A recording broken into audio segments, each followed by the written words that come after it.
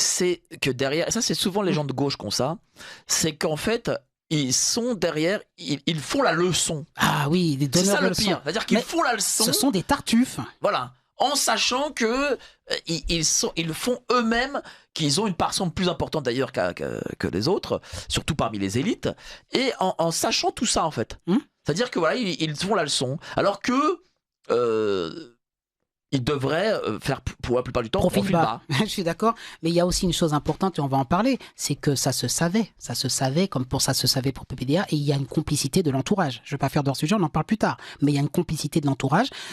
D'abord, parlons d'abord les méthodes et après complicité de l'entourage. Si je peux dire 2-3 mots sur le mode opératoire et sur un parallèle avec certaines personnes. Vous savez, Gérard Miller, le psychanalyste, m'a fait penser à le fameux cas de Joël Le Soirnec. Alors, c'est Joël Le Soirnec, vous allez voir le parallèle, c'est que c'est un chirurgien anesthésiste qui a pratiqué dans plusieurs hôpitaux de France et qui a exercé durant des décennies. Il jouissait d'une réputation vraiment implacable de professionnel qui était solide et qui était vraiment un bon chirurgien. Est-ce que ce chirurgien, l'affaire a été jugée? Jugée. Ah, donc c'est bon, alors on peut le dire. Il sera rejugé, figurez-vous, en 2025, donc dans un an, parce qu'il y a 300 cas d'abus, monsieur Le Soirnec, le chirurgien. Et il faut savoir que dans ces 300 cas, il y a beaucoup d'enfants. Et que, imaginez, et pour ça je vais revenir à Gérard Miller, que vous êtes dans une position de pouvoir par rapport à un patient. C'est pour ça que j'en veux, moi, personnellement, beaucoup à Gérard Miller, puisque je suis psychologue. Et quand on est psychologue, vous savez ce qu'on vous enseigne à l'université?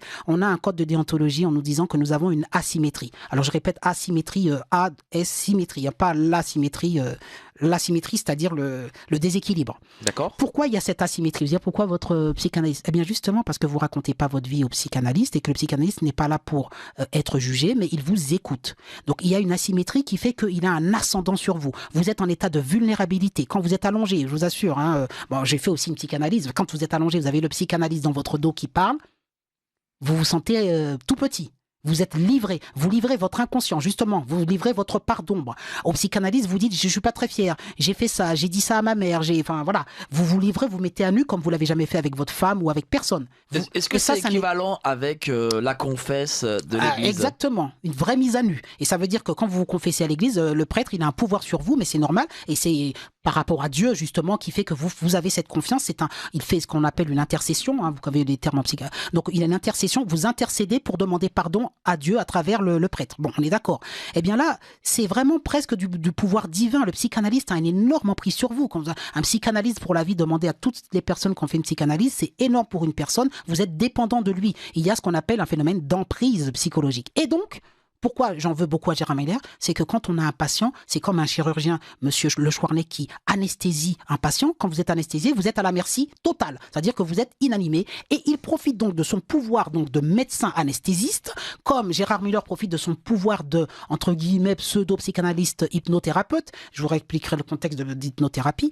Pour pouvoir donc mettre les dames dans un état de semi-conscience, y voir aller jusqu'à la pénétration. Pour moi, profiter de sa profession.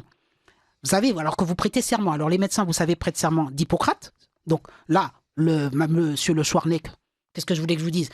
Le serment d'Hippocrate, c'est jurer de protéger, comme un peu sur la Bible, et de respecter l'intégrité de ses patients. Quand vous allez voir un médecin, vous lui faites confiance intégralement. Et il va dire, vous avez un fils, vous avez une fille, elle a 10 ans. Vous allez voir le docteur Le Soirnec, elle doit se faire opérer de l'appendicite. Vous lui confiez votre fille. Et en fait, il l'endort, il l'abuse, et c'est juste impensable de la part d'un médecin. Donc pour moi, ce sont des faits aggravants, des circonstances aggravantes qui fait que, voilà. Alors on reparlera de Le Soirnec, je vais revenir sur Miller, mais Le Soirnec a été condamné une première fois à 15 ans de prison.